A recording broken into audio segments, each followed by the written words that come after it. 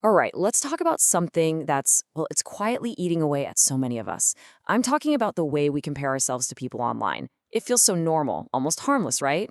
But as you're about to see, it's doing some serious, serious damage. So let's just get right to it. We're diving straight into what I call the comparison trap. And as we go through these next few questions, I just want you to be really, really honest with yourself. Nobody else is listening, just you. First up, seriously, think about this for a second. Why are you literally losing sleep, tossing and turning in bed, feeling anxious about people who have absolutely no idea you even exist? And let's get even more specific, okay? Why are you willingly making yourself feel like absolute garbage by holding your life up against someone's 15-second, perfectly lit, algorithm-approved Instagram reel? You know, a video that's designed for views, not for reality. Because here's the thing, this is so much bigger than just ruining your mood for an hour. This is a slow burn. It's a habit that is, piece by piece, just chipping away at your self-worth. And the scariest part, you might not even realize it's happening. To show you just how real this gets, I want to tell you a quick story about one specific night. A night where all of this comparison just finally became too much.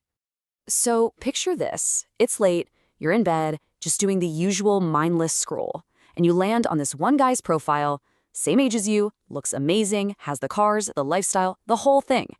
And before you know it, 45 minutes have just vanished. 45 minutes of you just staring at his life. And when you finally close the app, the only feeling left is this deep, sinking sensation that you've completely wasted your own life. And that night, that's when the big realization hit. This feeling, it wasn't motivation. It wasn't inspiration making you want to do better. No, it was the complete opposite. You weren't being inspired by him. You were being crushed by him. So why? Why does this happen to us? Let's break down the fundamental, totally unfair game that we're all playing. This next part is all about uncovering the truth behind the screen. And this slide, this says it all, doesn't it? On the left, you have your life, your actual, raw, unfiltered life. The messy moments, the boring parts, the private breakdowns, the stuff nobody sees. And on the right, you've got their carefully edited audition tape. It's not a real life, it's a performance. You're seeing the beach trip, not the panic attack. The six-pack, not the self-doubt. You're comparing your behind-the-scenes footage to their movie trailer. It's a losing game from the start. And here's where it gets really, really dangerous. The result of playing this impossible game is that eventually, you just stop trying. Your brain actually starts to learn this toxic pattern. It starts whispering to you, hey, what's the point? Why even try? I'll never be that good anyway. And that little voice, that can paralyze you. So how in the world do we break out of this? We need a new way of looking at everything, a totally new philosophy. Let's talk about what I call the museum mindset. The idea here is actually really simple, but it is so powerful. Think about when you go to an art museum. You walk around, you admire a beautiful painting, you appreciate it, right? But you don't go home and feel like a total failure because you can't paint like Picasso. Of course not. You just look at it, you think, wow, that's cool, and then you move on with your life. We need to start treating online content exactly the same way. So what does this actually look like when you're scrolling? You see someone with an incredible body. Cool. You see a guy building an amazing business? Nice. A couple posting adorable photos? You know what? Good for them. You can appreciate it, and then you remind yourself of the most important part. It's not my life. It's not my path, and it is definitely not my timeline. Okay, so that's the mindset, that's the big idea. Now let's get super practical. I want to give you a 3-step detox that you can start using literally the second this is over. But first, you gotta ask yourself, are you actually ready to do this? Are you ready to stop running in someone else's lane and finally start paving your own road? If the answer's yes, let's go. All right, here it is. Step 1, clean your feed. And be ruthless.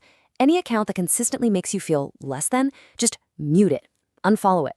Get it out of your space. You have to protect your brain. Step 2, this one is a game changer. Create before you consume. Before you open a single app in the morning, do something for you. Write a sentence, do 5 push-ups, meditate for a minute, build your own world before you look at everyone else's.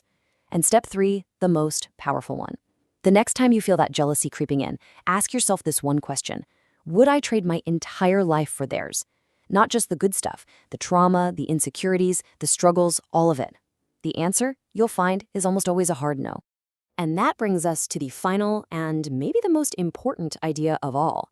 This is about completely rewiring who or what you compare yourself to. See, for so long, we've been stuck in the wrong competition, the wrong comparison. It's always been us versus them. But the only comparison that actually leads to growth, the only one that matters, is the one on the right. You today versus you yesterday. Are you a tiny bit better? A little kinder? Did you waste a little less time? That's the only scoreboard that counts. And I really want you to let this sink in.